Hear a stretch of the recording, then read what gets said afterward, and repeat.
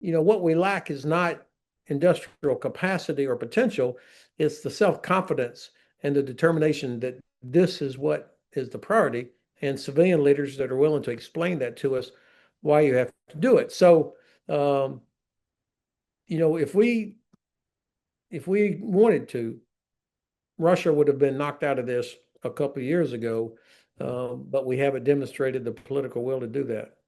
Vladimir Putin, in a recent rambling speech, seems surprised the West has not yet collapsed. According to his mythologized version of history, the West is decadent and ripe for implosion. It is an inevitability in his mind. So, why is Europe raising defense spending to 5% of GDP? And why are Russian armies failing to deliver victories in Ukraine? His finances are catastrophic, his resources are stretched, his military capability is weakening, and his regime is getting more brittle by the day. But Putin clings to the inevitability of his triumph.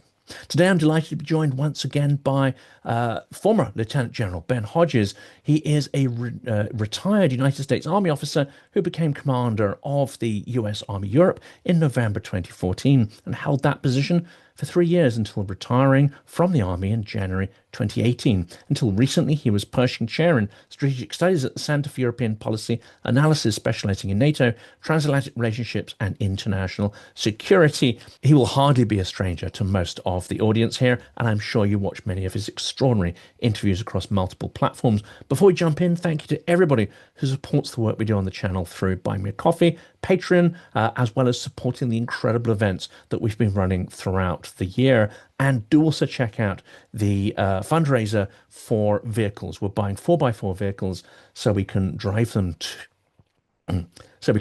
to Ukraine, where they get turned into essential pieces of kit to help save Ukrainian lives. Ben, welcome back. Thank you once again for the privilege, Jonathan. Well, that was a long and rambling introduction, but I think it does contain an important idea that despite all the evidence to the contrary, Putin clings to this notion that his victory is inevitable. Do you agree with that? And what are the strategic implications of such a point of view that is not perhaps rooted in reality? Well, I think that he believes that they're going to win until, as long as he thinks the United States and Europe will not do what's necessary to help Ukraine. So, because the U.S. has turned its back on Ukraine, or President Trump seems waffly about does he really want to support Ukraine against Russia, and because most European countries seem to be still don't have the sense of urgency about helping Ukraine, stand fast the 5% agreement. I think Putin sees all that as weakness. And clearly, the fact that his army has suffered over 1 million casualties, that's not going to be what drives Russia out of the war. I think as long as he is able to continue exporting oil and gas to China and India, and he gets revenues for that, and until he gets real domestic pressure, which seems unlikely, I think he's content to keep doing what he's doing. Does this strike you then as a an idea grounded in some kind of strategic reality, or are there elements there of almost cult-like belief in the inevitability of Russia and the triumph of its so-called Russian values? Well, certainly that's been his narrative, which you described very well, going back to the famous speech in 2007 at the Munich Security Conference, where he kind of, and so many Germans where I live, they always refer to that speech like, "Wow, we should have been listening to the warning coming from Vladimir Putin." And but people like you were listening to it, fortunately.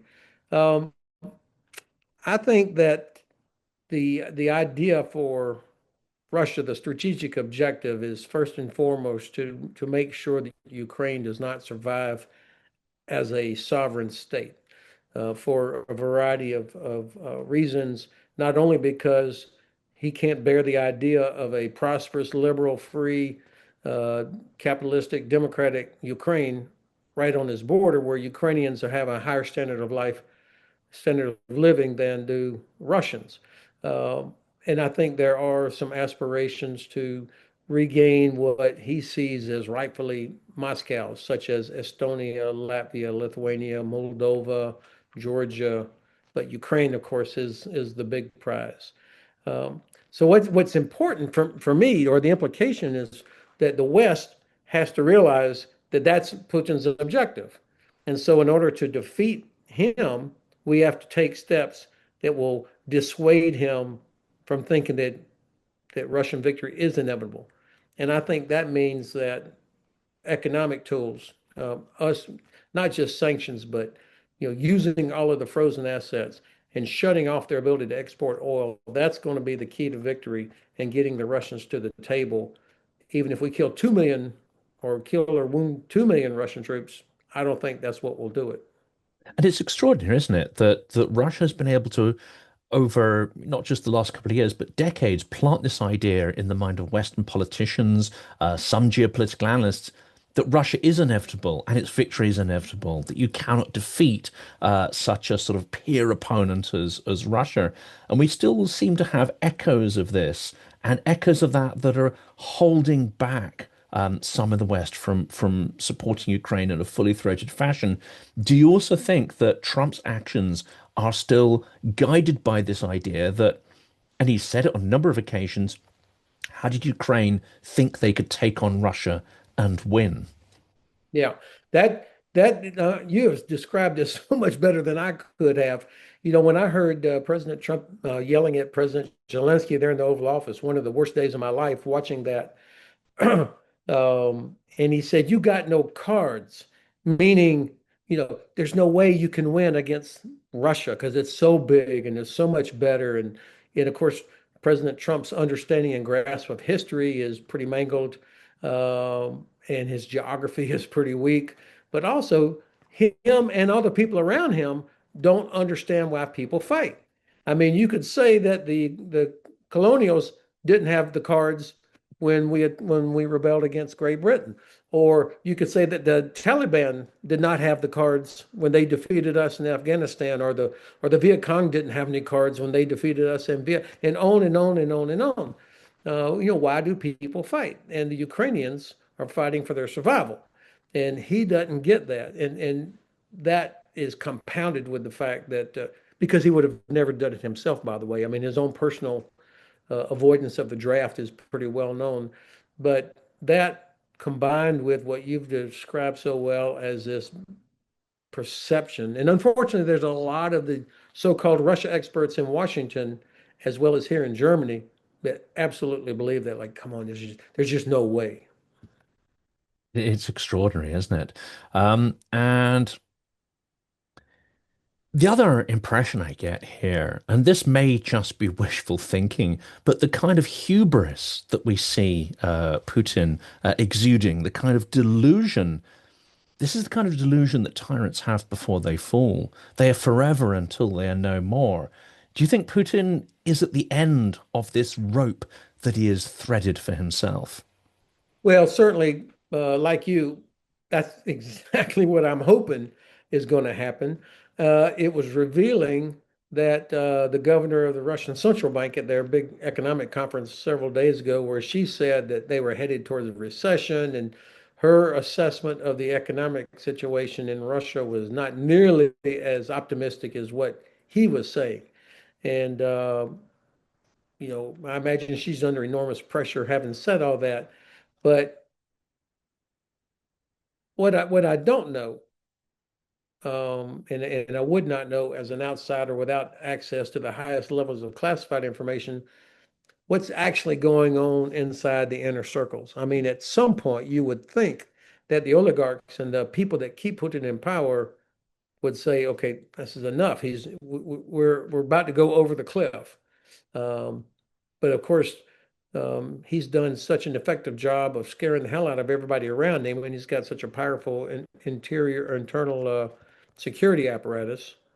It's unlikely that there would be a out out and out rebellion of some sort. And I don't think you would know better than me that Russians are prone to take to the streets, that sort of thing.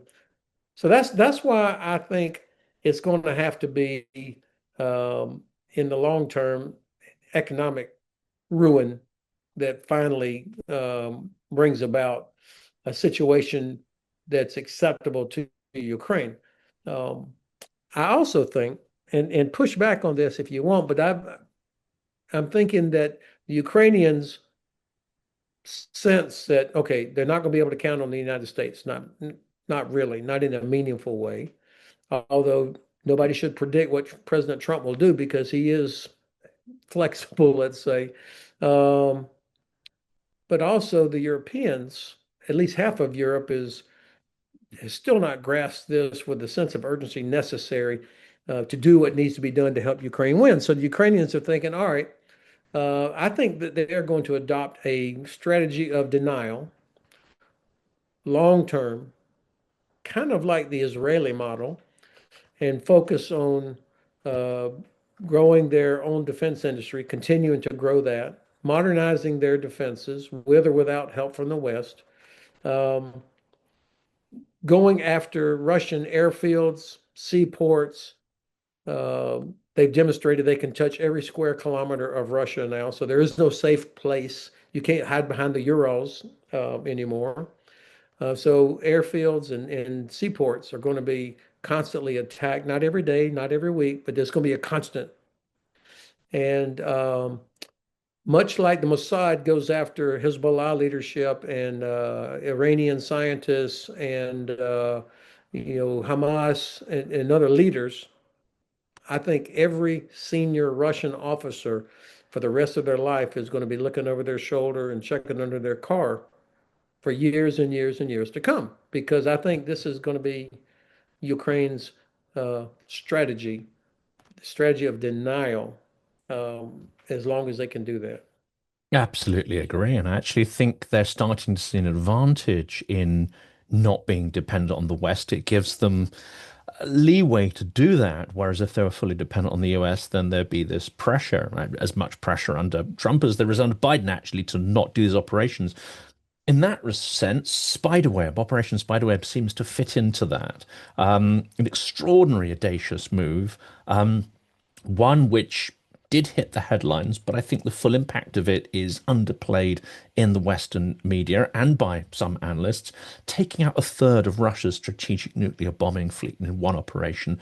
Where does that sit with you historically and strategically? Is it incredibly important what they've achieved? Well, certainly the physical part of it was very important because it did, as you say, remove a big chunk of their ability to launch cruise missiles against Ukrainian cities that were delivered by bombers. And of course, these are aircraft that cannot be replaced, not anytime soon because they don't make them anymore. And I don't know the full extent of damage of the ones that were only damaged, not destroyed, but where are the repair parts coming from that would to make them whole again? So I suspect that the impact is even more significant than we might know. But that's only a part of it. The other part is now um, Russian leadership, at least, can see that every square kilometer of Russia can be touched, either by some sort of unmanned system or sabotage or special operators or the GUR. Somebody can get everywhere. And that's got to be really psychologically uh, difficult for the Russians since they have always been able to rely on the vastness of Russia as part of their overall defense. So they could just absorb invading armies until they can destroy them. So this will have to change their mindset. And then finally, I imagine that there is a lot of um, uncertainty. I mean, how could the GUR penetrate Russia so effectively? How have they been able to get through and deep into Russia and do these things? So if that creates a lot of distrust in a society, which I think already is loaded with distrust, a kind of chaos, that can only be helpful for Ukraine. It's extraordinary, isn't it? The way Hitler and Napoleon sort of misjudged the power of Russia's mass, but Ukrainians are actually like an agile sort of, karate fighter. They're turning that mass against Russia. Yeah. No, that's a good analogy. Um, I think, or maybe it's judo is actually where you use Just your judo, opponent. isn't it, with the mass? Yes. But nonetheless, and of course, Putin is a judo guy, so it's even more delicious to see them struggling with this.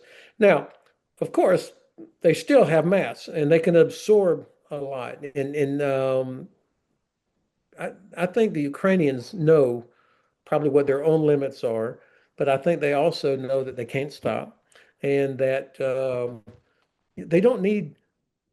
Uh, they can do a lot with a little bit of help, particularly if it's help with long range precision strike capability, whether it's a drone that's capable of carrying a larger payload. I mean, they can already reach, hundreds and hundreds of kilometers, obviously, but if you've got one that carries a larger payload, um, I mean, that could really begin to take a toll on Russia's oil and gas infrastructure. Um, if we fail to disrupt in any significant way Russia's ability to export oil out through the Baltic Sea and the Black Sea, pretty soon I think we're going to see an increase in the number of Ukrainian attacks against that oil, the infrastructure where they're loading up tankers. Those things are going to start being targeted increasingly, I would imagine. And this is where I think Russia's strategy kicks in. I'd be fascinated to hear your view on this. We've had several rounds of so-called negotiations, which I think a few people, including yourself and others, have said that this is intended as a distraction. It is not a serious process. It's intended to disrupt the support and flow of munitions to Ukraine. It's intended to drive a wedge between Trump and Ukraine, so they can accuse Ukraine of having disrupted these fictitious peace processes. We're about to enter a third round of this, the third round of, I call it distractions rather than negotiations. Do you see that actually Putin, in this sense, understands very well that if he carries on with this sort of fictitious peace process, he can use Ukrainian allies to put pressure on them to not launch these kind of audacious moves, like Spiderweb, but also against Russian logistics and oil in the way you've just described. And of course, it puts on ice our efforts to turn the screws on Putin's economy. So I think that the price of oil um, is one of the main considerations for the Trump administration because obviously, he campaigned on lowering gas prices. He campaigned on getting interest or inflation down. And so anything that raises the prices, um, that's going to factor into what he wants to do. Um, Otherwise, I think it's such an obvious bit of leverage for the West to shut down these shadow fleet vessels that pass through the Baltic Sea, which is totally controlled by NATO countries and EU countries, and then the Black Sea, which Turkey, of course, controls the straits, and they're unlikely to do something direct against Russia. But I don't know that we've really tried to make that because the Turks don't trust that we would back them up.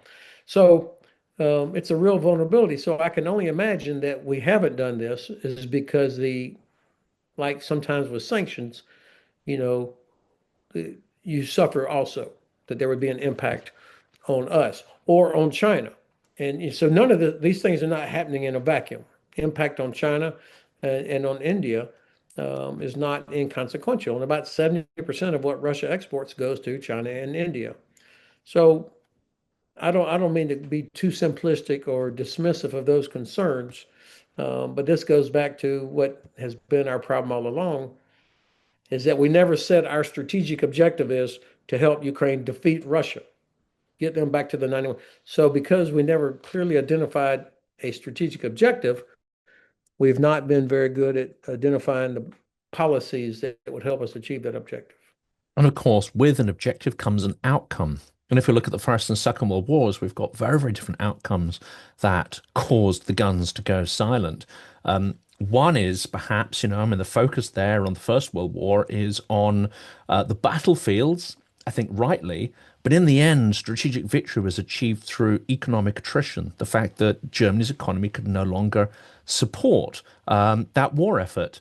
In the Second World War, of course, we fought our way. I say we, I wasn't alive then. I took no part in it, but we fought our way physically until Berlin was subjugated. Now, which of these outcomes should we be aiming for? Surely the economic one is the more realistic. And there are many levers we could have pulled and could still pull to bring that around. And indeed, if that came about, then Russia would have to withdraw from Ukrainian sovereign territory simply because it would collapse in some sense. You know, when I was at the Chalk History Festival this past weekend, this was one of the things we discussed of how, when people say, "Oh, we can't produce enough," Russia's producing so much more that we in Europe can't do it. That's only because we haven't tried. I mean, when you add together the economies and industries, defense industries of all of the nations of the EU, plus UK, plus Norway, plus Canada, forget the US, it dwarfs Russia. So why are we having a problem? And it's because we haven't gotten into this mindset that we have to help Ukraine win. It's for our benefit here in Europe.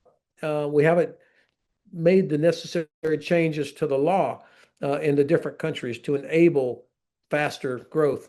And in 1942, after the Arcadia Conference, when Churchill and Roosevelt agreed it was strategically the priority to defeat Nazi Germany first, even though it was Japan that had attacked the United States. And when at a time when no Americans wanted to get in a land war in Europe again, they still agreed Germany first. And so from the beginning of 1942 and 33, 44, in less than 3 years, we went from being the number 17 army in the world right behind Bulgaria to having 12 million women and men in uniform and tens of thousands of tanks and bombers and dozens and dozens and dozens of aircraft carriers in less than 3 or 4 years. So it really, what we lack is not industrial capacity or potential, it's the self-confidence and the determination that this is what is the priority, and civilian leaders that are willing to explain that to us why you have to do it. So, um, if we wanted to, Russia would have been knocked out of this a couple of years ago, but we haven't demonstrated the political will to do that. And it's not inevitable that Russia will internally collapse. It'll simply be defeated. Although its own brittleness, we perhaps shouldn't worry so much about that. That is Russia's own problem. But Putin, as we've seen, I think we discussed this in our very first conversation. He has very few tools in his toolbox. One, though, is escalation. He's always prepared to out-escalate his opponent. And there's no limits placed on that in terms of brutality or what he's prepared to burn up in terms of resources, material and human resources. So where will he go if he starts to get increasingly desperate that he's not achieving this inevitable triumph? And if he starts to see further erosion of his war as he gets further away from that, it seems unlikely, at least to me, that he's going to sort of go, okay, game's over. Let's call it quits. That's not his character. So are the Baltics in danger, the Suwalki Gap, or is he going to go sub-threshold and really, dial up the sort of aggressive threats against Europe, but ones that don't quite trigger an Article 5 response? Well, I think, of course, he's already at war with us. We just don't think of it as being at war, but all the things that Russia does in the Baltic region, for example, the espionage, I'm sorry, the sabotage, the destruction of undersea cables and pipelines, the violations of airspace, the continued use of shadow fleet vessels, each of which is an environmental disaster waiting to happen. I was just in Salisbury and by the great cathedral there and was reminded of, they used a weapons grade chemical agent against Russian defectors. So, I mean, they're willing to do anything. And so far, we have not really figured out or shown the willingness to inflict real consequences on them. And they can see that. I was speaking to a Dutch friend for whom I have great respect. I said, why can't we, the West, And when I say we, I'm an American, obviously, but living here in Germany, why can't we do things to inflict consequences, such as seizing these um, shadow fleet vessels? Guaranteed, most of them are not properly insured, or they have 100 safety violations, or, I mean, even the EU Sanctions Commissioner, Mr. O'Sullivan, refers to them as end of life vessels. So why don't we just seize them? And he said, well, they're in international waters and we'd be breaking the law. I mean, okay, so you do that 3 or 4 times, though, the Russians will raise hell about it, and then you begin to disrupt their ability to export oil. Same thing, what they do out in the when they go out of the Black Sea, then they transload from these terrible vessels to more secure tankers in the Aegean, and then they head off to their eventual. We've got to stop that. And I think the alliance ought to be able to do some things, or maybe it's not NATO. Maybe it's a group of nations that are that are going to suffer the consequences otherwise. So I think we could do something that would cause real problems for them. But the Russians see that so far we don't have that unifying leadership.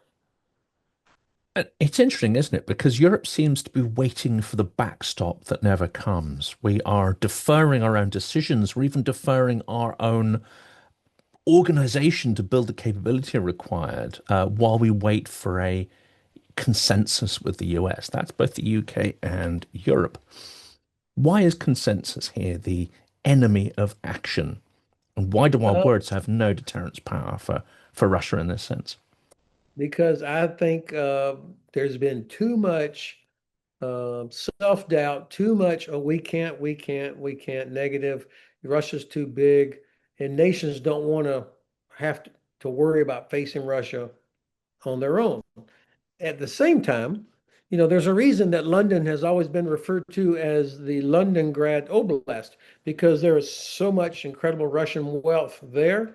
There's here in Germany, the Russians have so much influence financially and through business means all over Europe. In Greece, I mean, these tankers the Greek, you have Greek ship owners that are making huge amounts of money because of this export of Russian oil. So until we get serious about it, and I wish the United States was more forward leaning into this with real decisiveness, we're not. So this is where Europeans are going to have to decide, um, okay, if Ukraine capitulates or is finally exhausted or whatever, the risk for Europe only goes up. It only gets worse. And more important than 5% is put money into helping Ukraine defeat Russia. That would be the best possible investment Europe could ever make in its own security. And it's not like we're facing this so-called axis of evil or axis of intolerance that is some sort of, wall of strength. There are reports that China's spying on Russia. They don't trust each other at all. They're aligned in certain respects, but they do not trust each other. Russia's just basically abandoned Iran to its fate. Whether it could actually help the Iranian regime is open to question. But Russia is not a good ally. Surely we should be utilizing that. And perhaps Yes. we should have the policy tackle Russia, then China, split them apart. Yeah, Russia first. I mean, that should be our strategy. If you help Russia, if you help Ukraine defeat Russia, that completes the isolation of Iran. And then China would say, well, okay, the West is serious. They have political will, they have capability. So it would also help deter China from making bad decisions. But the Chinese have got to be watching what's going on now, thinking, okay, there's not this unity of effort and political will, especially since everybody wants Chinese markets and everybody depends on China for so much.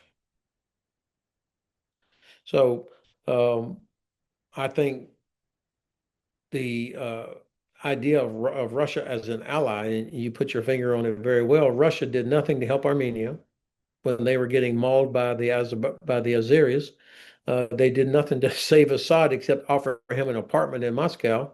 And now they've turned out they didn't do anything to help Iran. And that's either because um, They don't have anything they could do because they're so um, stretched fighting against Ukraine. So it's not like they had something they could send to help.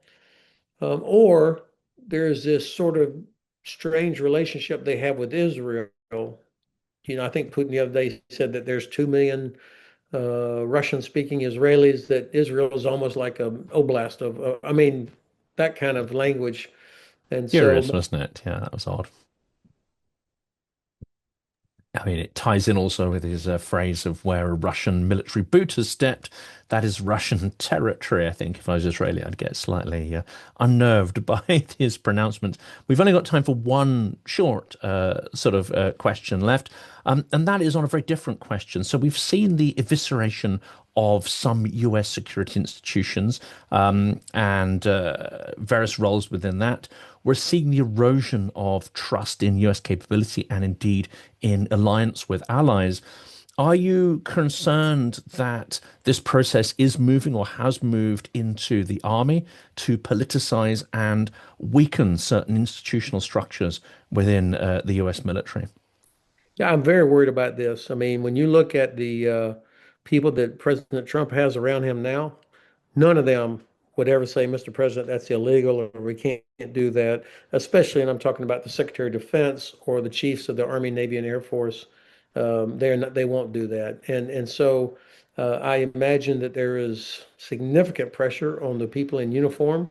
I mean, just go back to this fiasco after the very impressive and effective raid that the strike that we launched against the nuclear program of Iran. I mean, incredible what the Air Force was able to do as part of a joint force with Navy help and all the others. It was huge. But then the president was so quick to say we obliterated it. And then his Secretary of Defense, who was only there because he's 100% loyal, said yes. And then he attacked the press for saying, well, wait a minute. But the chairman of the Joint Chiefs, of course, he said, well, BDA, battlefield battle damage assessment, takes a long time. So yes, we hit it, but so a much more professional, sober approach. I can only imagine that he would have been said, hey, you need to get with the program and understand that I mean, this is about more than just whether or not they took them out. And so, um, but of course, our tradition and the oath these officers took to support and defend the Constitution, they're never going, and they should not publicly push back or misrepresent. That's illegal. They should be doing it behind doors, but publicly they should not be doing that. What I'm most disappointed in is the retired four stars that are saying nothing.